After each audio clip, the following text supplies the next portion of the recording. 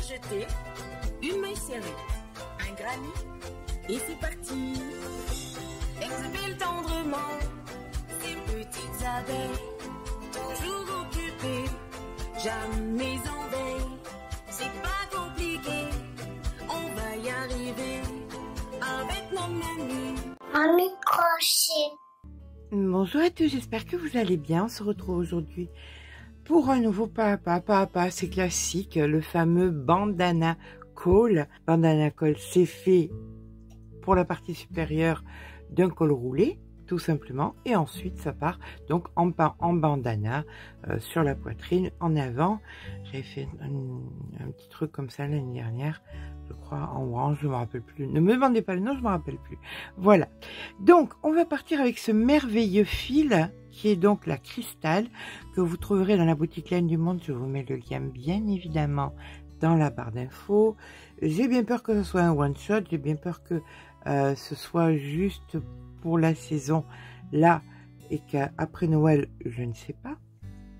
Jolie particularité de ce fil, quand je vous l'ai présenté il y a je sais plus quand, j'avais oublié le mot, vous voyez, pour ces adorables petites choses qui sont bien attachées dans le fil. Ce sont bien évidemment des sequins, ce qui donne un petit plus à cette pelote. Voilà. Alors le cahier des charges, c'est une pelote, un bandana col. Et bien c'est parti. On nous préconise un crochet entre 4,5 et 5,5. On va taper en plein milieu. On va faire du 5. L'important étant que la tête passe, peu importe si vous soyez faciès à un 32 ou un 66, c'est la tête qui importe. Donc voilà. Eh bien écoutez, tout ce qu'il nous faut, c'est un chiffre pair. Donc on va commencer notre chaînette et on se rejoint. Pour ma part, je pense aux alentours de 56 mailles. Je pense que ça devrait bien aller. Allez, c'est parti. Bon, j'ai été un peu présomptueuse. 60 passe mieux que 56. Allez, c'est parti pour 60. On va venir donc fermer notre cercle ici. Sans twister, si possible. Hop. 2 mailles en l'air, 1 et 2. Et là, on va partir sur 60 brides. Eh bien, écoutez, rien de plus facile que des brides. Donc, on part sur 60 brides sur la totalité de notre cercle. Et je vous rejoins ici en fin de rang. Voilà, une fois nos 60 brides de faites, on va venir faire une maille coulée, juste ici en haut, hop, comme ceci. 2 mailles en l'air, et là on va faire une bride par l'avant, une bride par l'arrière, une bride par l'avant, une bride par l'arrière. D'accord? Allez, c'est parti. On commence donc une bride par l'avant. Et celle qui suit sera donc une bride prise par l'arrière. Une bride prise par l'avant. Et la suivante prise par l'arrière. Si vous sentez que c'est trop serré, montez en 5,5. Si vous sentez que c'est trop lâche, passez en 4,5. D'accord? Ça, on le fait bien, écoutez, jusqu'à la fin du rang. En fin de rang, on avisera. Donc, nous voici donc en fin de deuxième rang, où on vient faire notre maille coulée. Et là, ben, écoutez, on va pas s'embêter, on va partir sur des rangs et des rangs jusqu'à ce que vous ayez votre col, votre jusqu'à ce que vous ayez votre col roulé de terminer, d'accord, selon la hauteur que vous voulez. Donc, je vous laisse faire 2 mailles en l'air, on repart par l'avant, par l'arrière, par l'avant, par l'arrière. Je vous rejoins quand le mien est fait et je vous dirai un petit peu les dimensions que j'ai utilisées. Vous voyez comme c'est trop choupinou les petits sequins là comme ça. Regardez, on les voit de temps en temps. C'est trop mignon. Allez, à tout à l'heure. Et bien voilà, quand on arrive approximativement à 15 cm, on va s'arrêter là et on va venir faire notre maille coulée. Maille coulée qu'on va, on va couper le fil. Voilà. Et on rentrera le fil ensuite. Là maintenant, vous allez de part et d'autre, approximativement, alors moi j'ai compté 6 brides en avant, 1, 2, 3, 4, 5, 6. À la 7e, j'ai marqué et je fais pareil de l'autre côté. Donc 1, 2, 3, 4, 5, 6. À la 7e, j'ai marqué. Donc une fois que nous avons marqué nos mailles prises donc en brin avant sur les côtés comme ceci, on va venir donc se placer dans celle-ci et on va venir s'ancrer. Ce qui va être important là, c'est de faire des augmentations de façon à pouvoir donner la forme arrondie donc du col. Ok, donc on va venir piquer dans la maille et on vient faire 1, 2 mailles en l'air et on vient prendre cette bride là qui était par l'avant et bien exactement pareil par l'avant. Sauf que nous allons faire des augmentations. Et pour faire des augmentations, on va faire la chose suivante. Là, vous avez la bride qui était prise par l'arrière. Donc, vous allez venir piquer entre les deux et vous faites une bride normale. Et celle qui était prise par l'arrière, elle devient par l'avant. D'accord ? Entre la bride par l'avant ici et la bride d'après, il y a un espace. Là, vous faites une bride normale. Celle d'après, vous la refaites par l'avant.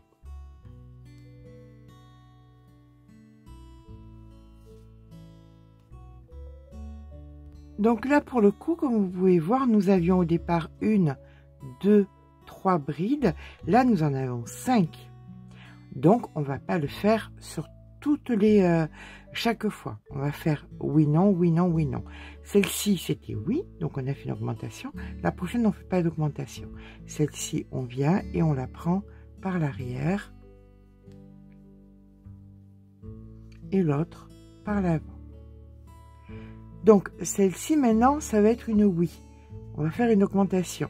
C'est-à-dire exactement comme là, on vient en plein milieu et on fait une bride normale. Celle du milieu devient par l'avant. Celle d'à côté devient normale. Et l'autre est par l'avant. Celle qui suit, c'est une non. Donc, on ne fait pas d'augmentation. Donc, on fait tout simplement notre bride par l'arrière, normalement, et la prochaine par l'avant. Comme celle-ci, on l'a travaillée de façon normale, la prochaine, on va faire une augmentation. Donc, ici, vous faites une bride normale. Celle d'après devient par l'avant. Celle d'après, entre les deux, vous en créez une normale. Et celle d'après par l'avant. Vu que là, vous avez fait une augmentation, dans celle qui suit, vous ne faites pas d'augmentation. Donc, vous allez venir prendre la bride par l'arrière de façon normale. Et celle d'après par l'avant. Donc, augmentation, pas augmentation, ainsi de suite. Et on fait ça jusqu'au marqueur suivant. Vous terminez votre rang, peu importe si ce soit par une augmentation ou pas d'augmentation. c'est pas grave. Voyez, moi par exemple, ce n'était pas une augmentation. Donc on vient faire 2 mailles en l'air, on tourne le travail et là vous allez travailler les mailles comme elles se présentent. Là vous voyez que c'est vers vous, donc vous allez faire vers vous, donc en avant, la prochaine en arrière, la prochaine en avant, la prochaine en arrière, et ainsi de suite sur la totalité du rang, en avant, en arrière. Vous faites donc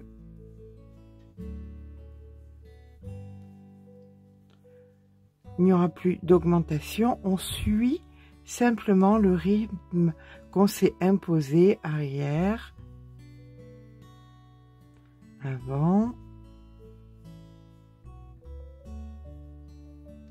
arrière, avant, etc., etc. On se rejoint à la fin du rang avec donc tout notre rang d'augmentation.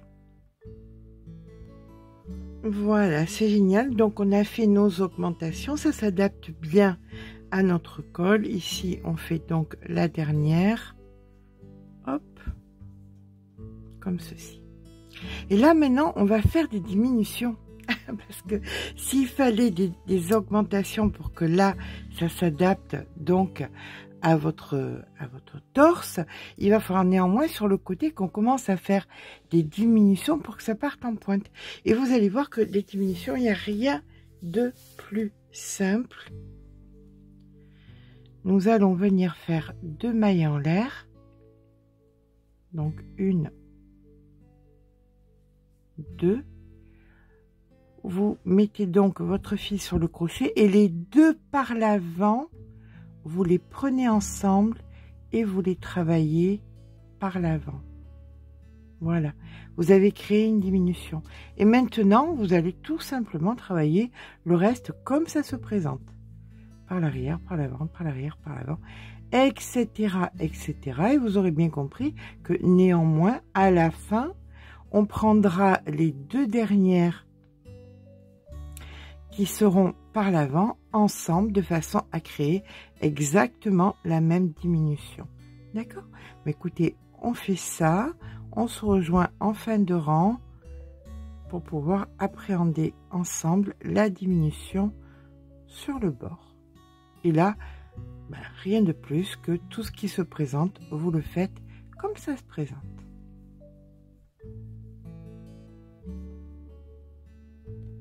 Voilà, quand vous arrivez à la fin, ici, vous allez venir prendre les 2 là, ensemble, et les travailler, donc, par l'avant. Donc, à partir de là, ce qui va se passer, c'est que vous allez venir faire donc vos 2 mailles en l'air, vous tournez votre travail. Sur l'arrière, vous allez prendre le travail comme il se présente. D'accord? Donc, ici, on a donc par l'arrière.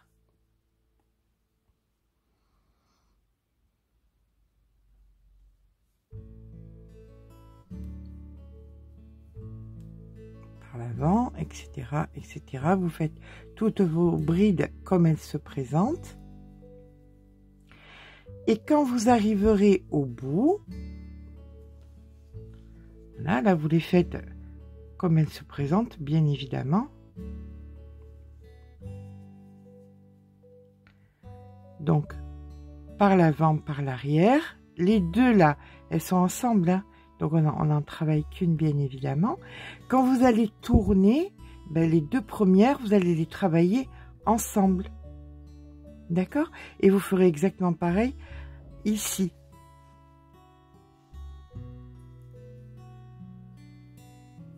Alors, je vous aiderai. On va faire ce rang-ci. On va jusqu'au bout et on fait le rang d'après ensemble. Et après, je vous laisse faire. D'accord? Je vous embête plus, promis. Hop. Quand on arrive ici en fin de rang, ça a été pris ensemble, donc c'en est qu'une seule, hein, c'est juste celle-ci. Donc on s'en occupe pas en fait, on la travaille normalement. Celle-ci, on vient la prendre par l'arrière. Celle-ci par l'avant et celle-ci par l'arrière. D'accord? Ça a déjà été géré sur le rang précédent. Donc voilà. Donc là maintenant, 2 mailles en l'air, 1, 2, on tourne le travail et on recommence encore une fois les diminutions. Là, vous voyez, ça c'est par l'avant, ça c'est par l'avant. Donc on prépare et on prend les 2 là par l'avant. Voilà. Et on fait, bah, écoutez, tout notre rang normalement, sauf que quand vous serez là, les 2 dernières, vous les prendrez ensemble. Et on fera donc le rang précédent, mais comme on a fait le rang d'avant, et ainsi de suite. Vous voyez, c'est vraiment pas difficile, c'est assez instinctif. En fait, on suit ce qu'on fait. Un rang, ben, vous pouvez mettre, vous savez quoi? Vous mettez un marqueur, voilà, en plein milieu pour vous dire, ça c'est le rang, ça c'est la face où je fais les diminutions. Sur l'autre face, je ne fais pas de diminution, je suis simplement à l'instant ce que les brides me demandent. On est d'accord? Allez, ben écoutez, je vous rejoins quand on a fait nos diminutions et qu'on est arrivé à être en pointe. À tout à l'heure. Alors, par contre, où je vais être un peu lourde, c'est que il faut absolument que la première et la dernière bride, quand elle n'est pas dans le sens de la diminution, d'accord, quand elle est normale, qu'elle soit bien prise à l'envers. Hein. Celle-ci, donc, est vers vous, mais l'autre, vu que c'était les 2 brides ensemble, prise par l'avant, donc celle-là, elle est bien à l'envers. Il faut bien penser à la prendre à l'envers. D'accord? C'est très important. Voilà. Pour que tout simplement, quand vous tournez, elle soit à l'endroit, 1, 2, et que vous puissiez faire votre diminution. Si vous la prenez pas bien à l'envers, vous ne pourrez jamais faire votre diminution. D'accord? Et c'est exactement pareil ici. Il faut bien la prendre à l'envers de façon à ce qu'elle puisse devenir celle qui va devenir la jumelle de l'autre, la diminution avec l'autre, prise à l'endroit. Voilà. Je vous embête plus. On poursuit. Vous avez vu comment c'est joli quand même, toutes ces petites paillettes? C'est sequin, pardon, sequin. C'est des sequins. Voilà. Ce qu'il y a de bien, c'est que si vous le faites pas avec ce fil, elles ont de très jolis fils aussi, dans les mêmes dimensions à peu près. Vous pouvez le faire en mixant pour hommes. Hein. C'est uniquement que des côtes. Là, parce que ça fait des paillettes, ça fait un petit peu pour femmes. Mais vous pouvez le faire aussi pour hommes. Voilà. Allez, je vous embête plus. On continue nos diminutions. Coucou, c'est moi la lourdasse. Je viens vous faire la finition. Allez, là, on fait la diminution ici. D'accord? Voilà. Tout se passe bien, diminution, tout va bien. C'est de l'autre côté que c'est un petit peu plus embêtant. On fait 2 mailles en l'air et là, il faut vraiment la prendre par l'arrière. Celle-là, c'est très important. Donc, on met le fil sur le crochet. Et on vient et on l'attrape par l'arrière, celle-ci. Voilà. Comme ça, elle devient une par l'avant. On est d'accord? Voilà. Et tout à l'heure, quand vous allez les travailler, attendez, j'avance un peu comme ça, vous allez bien voir que je vous dis pas de bêtises. Hop. Voilà. On tourne. On va tourner. Voilà. Vous voyez, on voit bien que maintenant, elle est par l'avant. Donc, tout à l'heure, quand vous reviendrez dans ce sens et que vous devrez la diminuer, on la fera bien par l'avant. Ça va, c'est bon, je ne vous embête plus. À tout à l'heure. Allez, on fait un petit point, voir si ça diminue bien des 2 côtés. Ben, comme vous pouvez le voir, effectivement, hop, ça diminue bien. On a notre inspecteur qui est d'accord. Je vous jure que c'est tellement dommage que vous voyez pas la bonne couleur. allez voir la pelote sur le site, ça n'a rien à voir. Là, vous avez du rose, elle n'est pas rose du tout. C'est une espèce de violet, vieux rose, lit de vin. Enfin, c'est vraiment plus beau en vrai que sur la vidéo. Ceci dit, ça diminue bien et c'est bien profond. Allez, on continue. Voilà, mais écoutez, quand on arrive à la fin, alors là c'est le moment de faire donc des diminutions sur la totalité. On va venir terminer. Donc on vient ici prendre les deux premières et on fait notre diminution.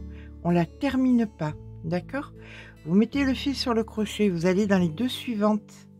Vous faites une diminution comme ceci, mais vous ne la terminez pas. Et vous allez dans les deux dernières, comme ceci. Vous préparez votre diminution, hop, mais vous ne la terminez pas. Et là, vous faites votre jeté. Et là, vous avez terminé votre pointe, tout simplement. On va venir à présent, alors il reste beaucoup de fils, bien évidemment. On va venir à présent faire un nœud. Voilà. Et nous allons faire un petit pompon ou pas. Hein, ça dépend pour qui c'est adressé. Si vous faites version homme, on va essayer de mettre ça à côté de Monsieur Maurice, inspecteur en chef. Voilà ce que ça donne. Voilà tout ce qui nous reste. Vous vous rendez compte tout ce qui reste? Donc on vient prendre un morceau de canevas pour faire donc notre pompon. On va venir, hop, ici, couper grossièrement au quatrième. Alors c'est bien parce que tout ça vous le gardez après, hein, ça vous servira pour bien d'autres, hein, qu'on soit d'accord. Voilà, vous en laissez 4 entiers, vous en retirez donc 1, 2, 3, 4, 5 ici, comme ceci. Là on vient couper donc le morceau qui est de trop. Et tout ça, ça part bien évidemment dans notre... Voilà. Voilà de quoi nous avons besoin. Vous voyez, ça fait comme ceci. J'avais mis de côté donc du foncé, du début du col. Là, je vais venir faire mon pompon avec le clair.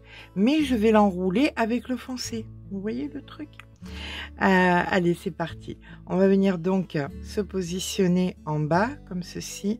Et là, vous allez faire, écoutez, de multiples allers et retours pour venir former un énorme, qu'on soit logique aussi, quoi, hein, un pompon. Voilà. Voilà. Pour ma part, j'ai fait 30 allers et retours. 30 fois comme ça. On vient prendre donc un bout de fil un petit peu long, on le plie en deux et ça on va venir le glisser ici en haut.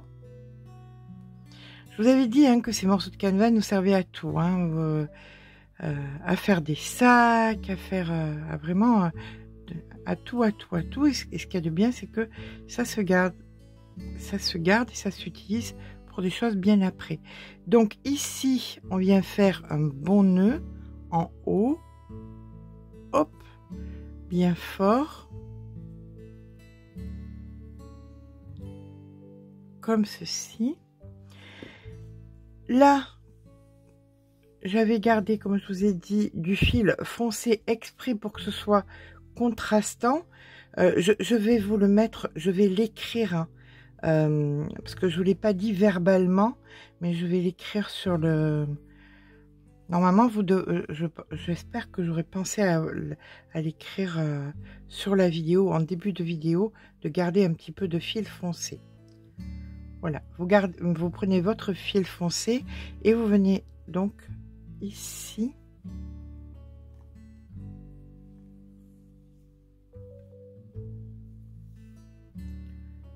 Vous le pliez en deux et vous faites un nœud ici, hop, au bout, comme ça. On coupe.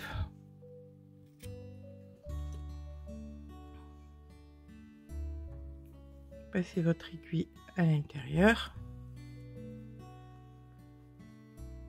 Voilà. Et là, vous allez tourner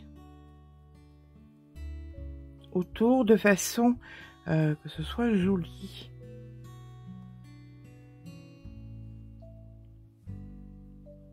Vous voyez, hop, comme ceci.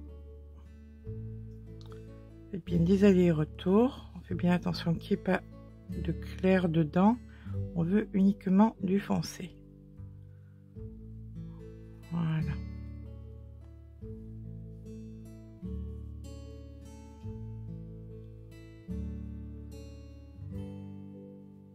Oui, essayez de m'embêter celui-là.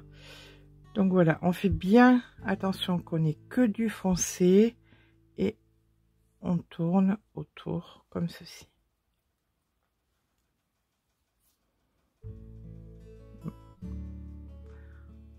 Voilà, plusieurs fois.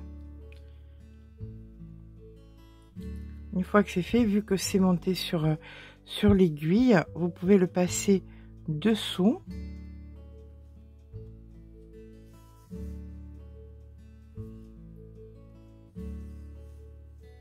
Voilà. Et là, vous allez venir le repasser. Vous voyez, vous oubliez le premier ou le deuxième et vous allez le repasser par-dessous. Comme ça, au moins, ça le bloque bien. Comme ceci. Là, c'est bloqué. Maintenant, vous pouvez couper sans aucun problème. Ok. Bah lui, il a essayé de nous embêter de se mettre en plein milieu. Donc on va le couper. Voilà, tant pis pour toi. On retire notre pompon. Comme ceci. Et on peut venir couper sur le bas. Voilà, on vérifie bien que tout soit coupé. À mon sens, c'est assez épais. Hein. Si vous trouvez que c'est pas assez épais, bah écoutez, faites plus de tours. Mais à mon sens, là, pour moi, c'est assez épais. On va le couper celui-ci. Et on garde uniquement donc cette partie-ci, là, qu'on va venir attacher. Donc au bout ici. Voilà. Bien évidemment, pour que ce soit joliment fait, on le passe à travers, on récupère le fil.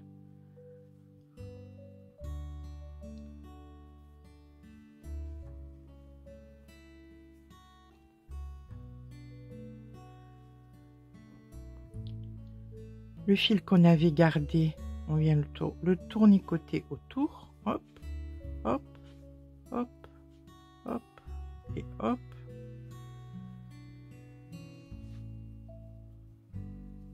On met l'aiguille.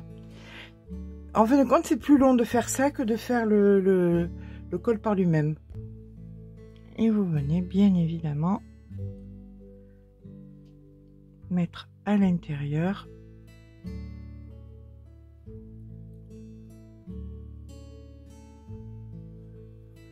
pour bloquer. Tous les autres fils, on les rentrera après, hein. Ne vous inquiétez pas.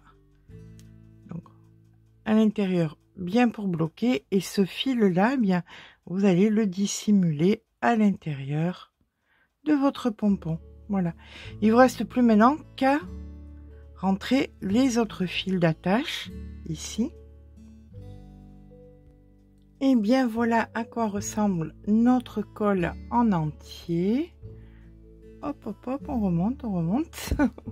Comme si je vais faire des photos, ça sera mieux.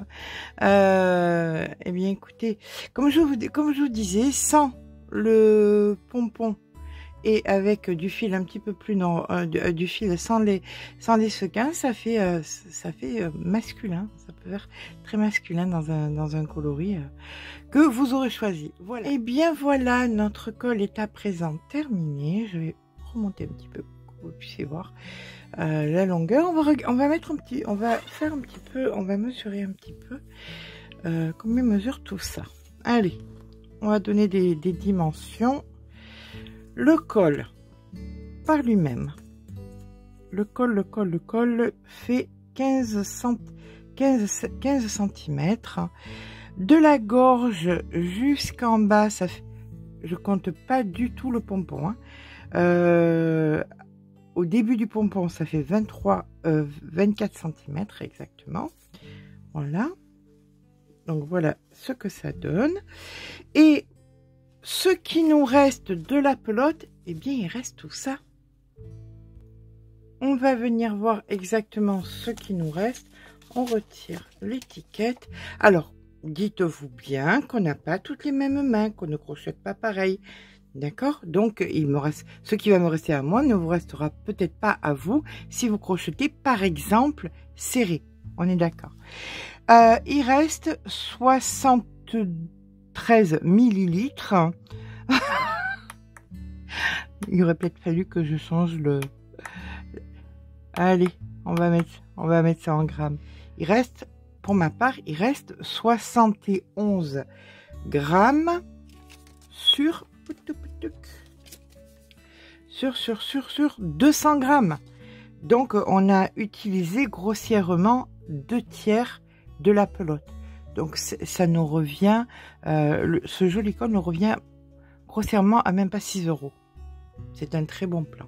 Voilà. Eh bien, écoutez, j'espère que ce petit pas à pas vous aura plu. Si c'est le cas, n'hésitez pas à mettre un petit pouce en l'air parce que ça fait toujours plaisir. Mais surtout, abonnez-vous.